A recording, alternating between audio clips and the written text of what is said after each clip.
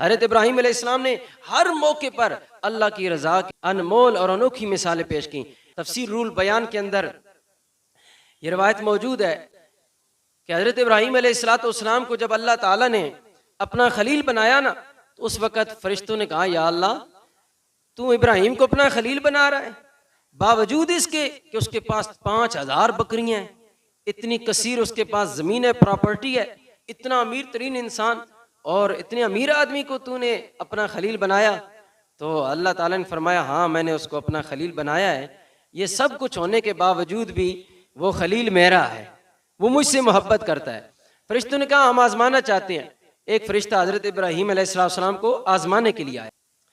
जब आजमाने के लिए आया ना, तो वो हज़रत इब्राहीम अलैहिस्सलाम बकरियां चरा रहे थे, वहां बैठे थे, तो वो पास से गुजरा फरिश्ता इंसानी रूप धार कर आया था।